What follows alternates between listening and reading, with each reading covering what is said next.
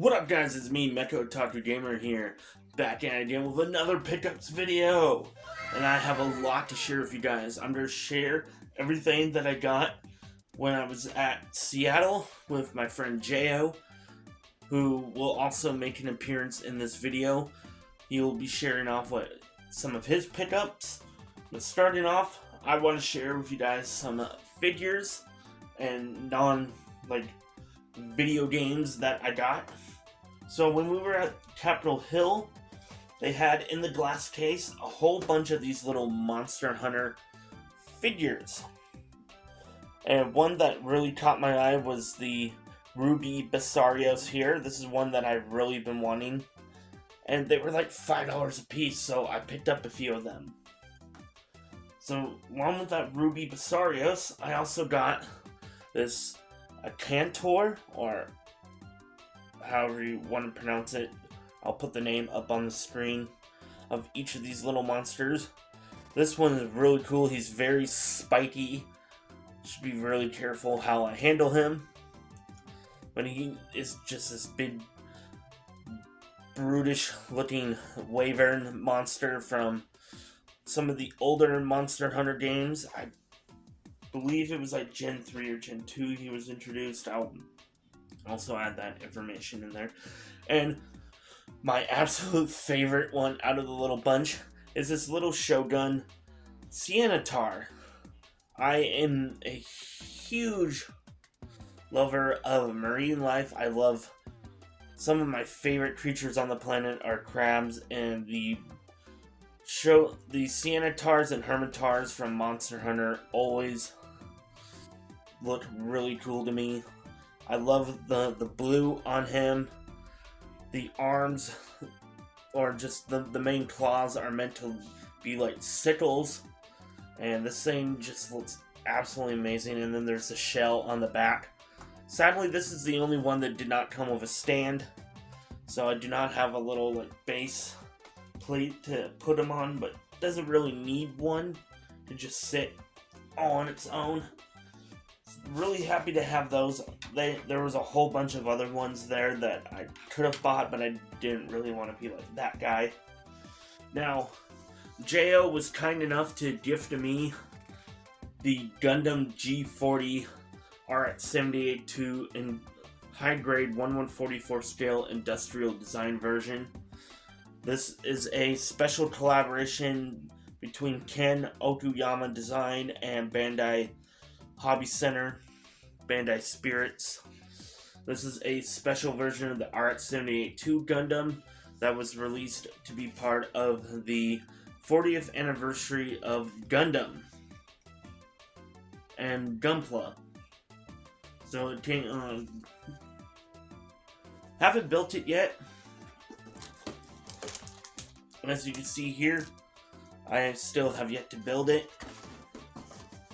And when I do, I may or may not do just a little showcase video for this. I did get another model kit. I got this at the International District Hobby Store. This is the high grade 1/72 scale Males Kenbu Zan from Kyokai Senki, or Amame Warrior at the Borderline, which it was an anime, a mecha anime, originally created by Sunrise Studios. Now that one I did build up. That is what the Kenbu Zan looks like. This is the upgraded form of the Kenbu featured in the second half of the anime. Looks absolutely amazing. Definitely want to make some kind of content on that guy. Now, to get into some video games, I want to save some of the best for last. Give me 1 second. Okay, so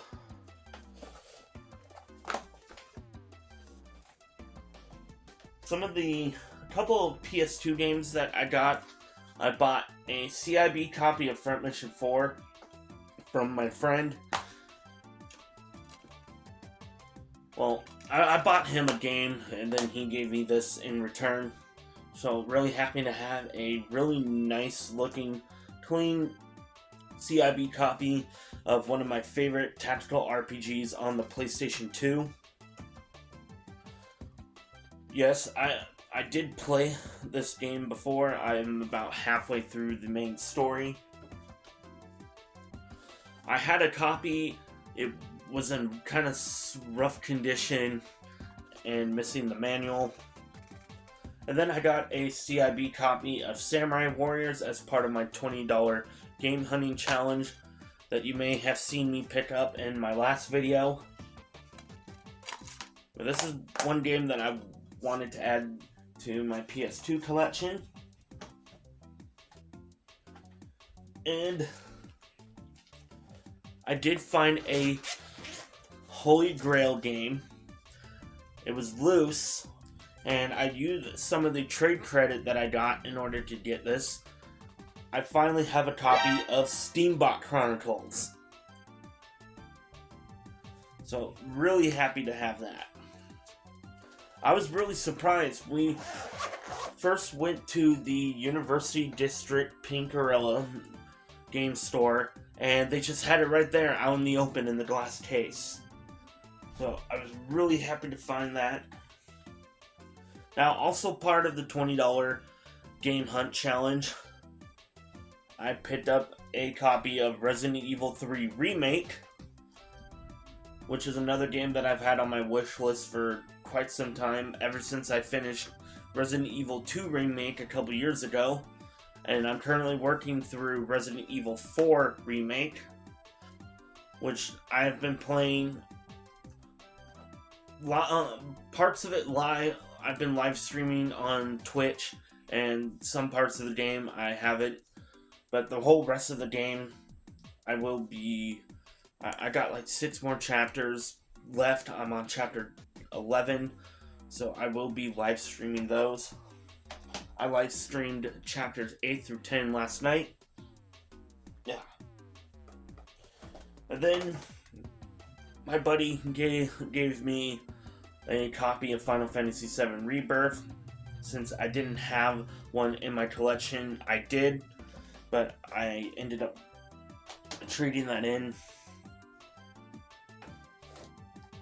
I won't go into any reasons why. I also bought I picked up from Pinkarilla the Final Fantasy XVI Deluxe Edition, which didn't come with the game, but my friend Jo did give me his copy of the game, so now this is just missing the cloth map, the cloth world map of Valstea. But I am happy to have this. It's a very beautiful artwork on the box and on the steelbook.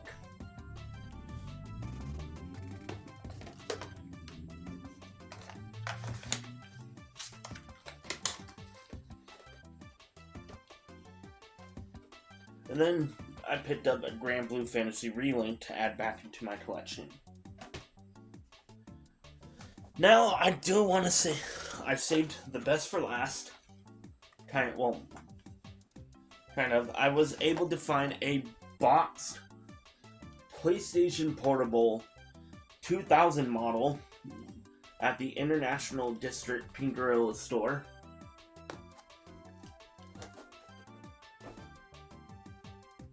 There's the PSP console.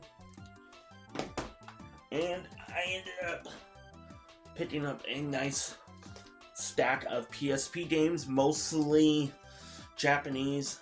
Most of these were at the Universal District store.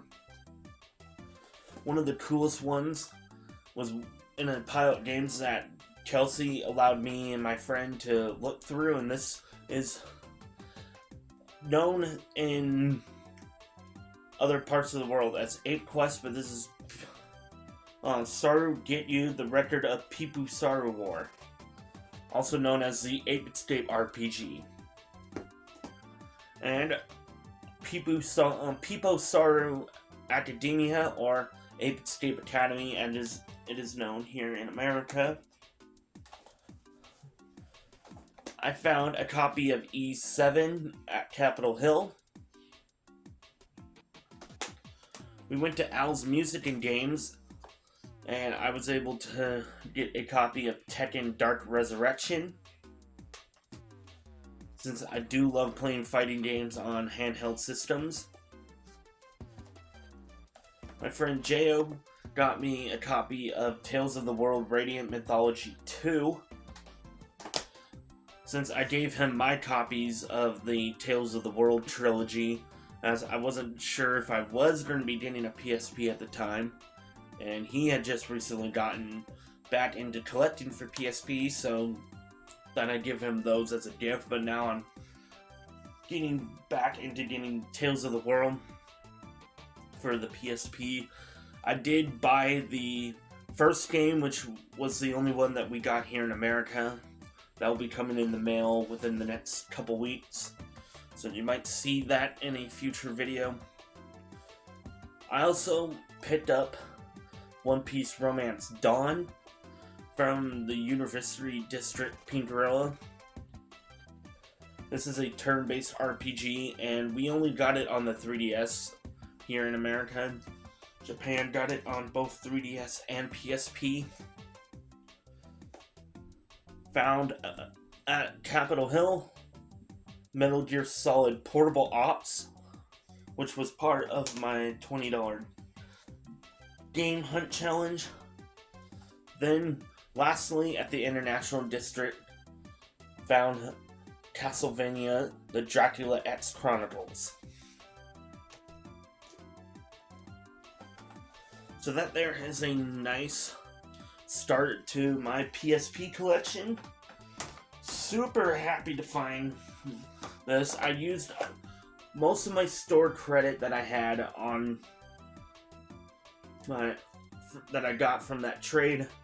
I had about little over 100 left over, and this was boxed at $150. So out of pocket, I only paid around $35 to $40 for this, so I feel like that is a really great score.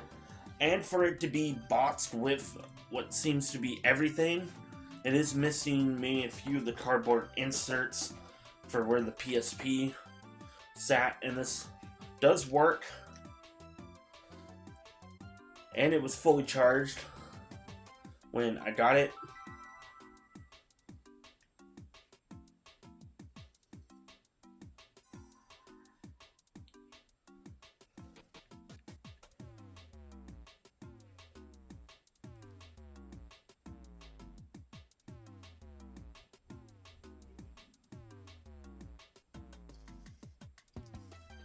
Yeah, so really nice to have the PSP there. And that is all of my pickups. I would say my favorite ones, besides the PSP and the whole like little PSP haul, definitely really like the little Monster Hunter figures. Finding these for $5 a piece was a really great score. This Kenbu model kit was one that I've really been wanting to build, and I may do a review on it since I haven't seen a whole lot of reviews for that particular model kit.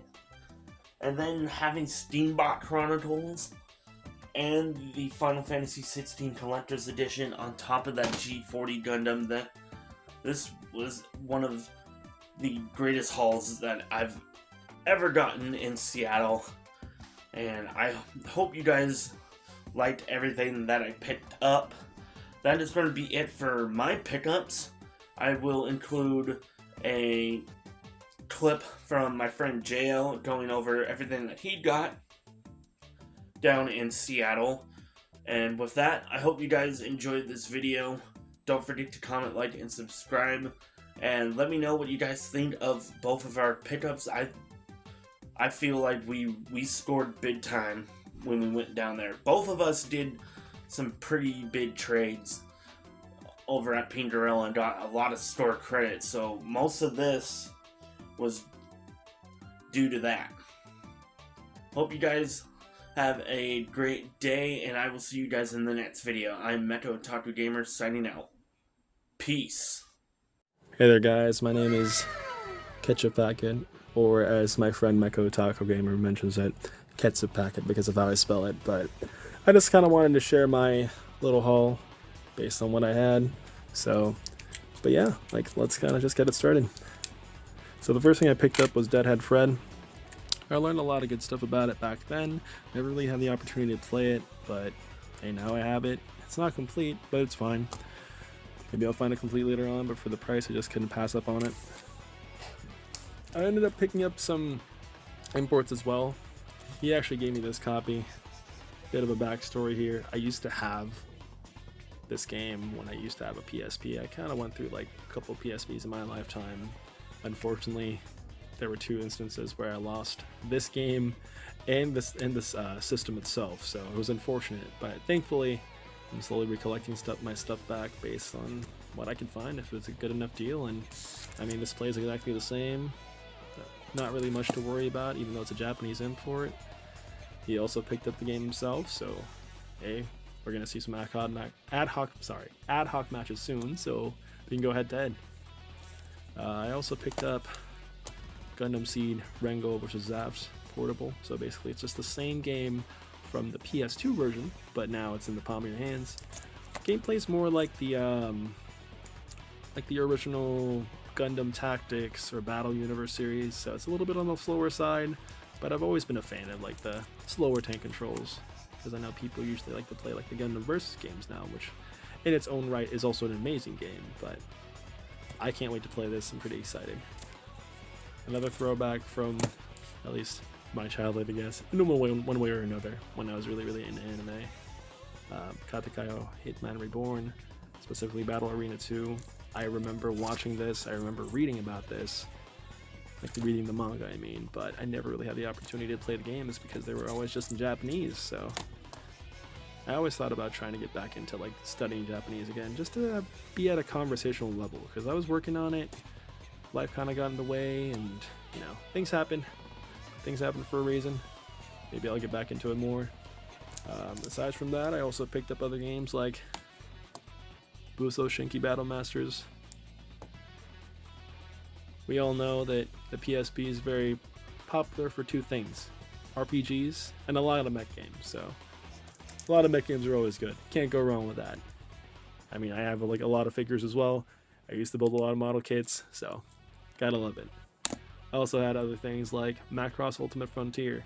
I was trying to find this years ago, but it was so expensive to get. And now, thankfully, as you know, retro gaming is kind of like fluctuating up and down, I was able to find it for a good price, so I can't go wrong with that. I also found this game called Frantics. I keep on hearing stuff about it. People say that it's an underrated gem. If you like puzzle games, you might enjoy it. I mean, for the price, I couldn't pass it up. Everything's complete there. We'll see how well this goes, because for me, when I first got into this, like the PSP, when I was a kid, Crush was my first game, and it was very interesting because it really like made you think, and for the time, like the puzzle mechanics were very unique. So like you had to crush the environment from a 3D plane to a 2D plane and things like that. So we'll see how well this goes. I'm not the biggest like puzzle game fan, but I mean, hey, this will give me a good thing for my collection. So just gotta get it started again. I also ended up finding this. So Rockman Dash 2, or as everyone knows it in the States, it's gonna be Mega Man Legends 2.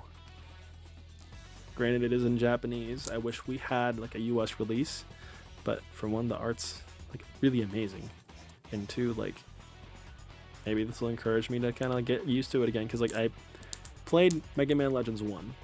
I never got to really play 2, but I know, like, you know, like nowadays there's ways to play the game, but maybe it'll encourage me to like learn to like read and understand things again. And yeah, like I just couldn't pass it up. Art was too pretty. Had to do it. I love Mega Man, specifically like Mega Man Volnut. I wish we get Mega Man Legends 3 eventually, but we'll see what happens. And there's also this. I don't know if anyone remembers this, but the same devs, or I don't know if it's the same devs per se, but they're making a new spiritual successor to this, hopefully by next year. But Patapon was a big game that I always had. Whenever I traveled around, this was like the game. Even though I wasn't always the best at rhythm games, like I enjoyed the concept. He basically had lemmings with the rhythm games, so And then a couple more. I got a couple more things left. This is a part of my childhood. Frogger 2 Swampy's Revenge.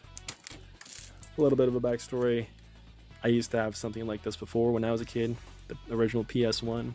Granted, the one I have now is modified, but I remember getting it from my grandfather way back when I was like 4 or 5. But since stuff was so expensive back home, I only had like a pirated copy. But you know, like, that's how it was back then. But now I managed to find this copy in a pretty solid condition for about $11. So can't go wrong with it. Pretty happy about that. I also ended up finding this, so my collection for Tekken's complete. I have the original Tekken 1. Never actually got to play this. I played Tekken 2 and Tekken 3. Tekken 3 being my favorite of the 3 in the PS1, but maybe I'll have some more fun with this too. We'll see. And aside from that, we also have Speed Racer. A bit of a different choice, but I've always heard a lot of good stuff about this, mainly just because of the fact that, you know, back then, when people used to think about like movie tie-in games, they weren't that great. And, you know, this is one of those few, it's one of those few games where it kind of breaks the mold a little bit and makes it more enjoyable and exciting. So we'll see how well this stacks up with the Wii version, but I keep on hearing the Wii version's the best one to get, or like the one in the consoles is the best one to get. But on the go, we'll see how well this works, because I mean, I like me some Mario Kart. There's a couple of racing games out there, but we'll see how this works. And the last thing that my friend recommended was this Asterisk and Obelisk Kick Buttocks. So it's an old school platformer. I know a little bit about this, well, at least the cartoon series. It's more popular in Europe, but I heard about the Game Boy Advance game that's also like very groundbreaking, but we'll see how well this stacks up with the other platformers I've played before on the PS2. So, but yeah, that's about all I have to really say. I'll take it back to Echo Otaku Gamer here, and hopefully y'all have a great day.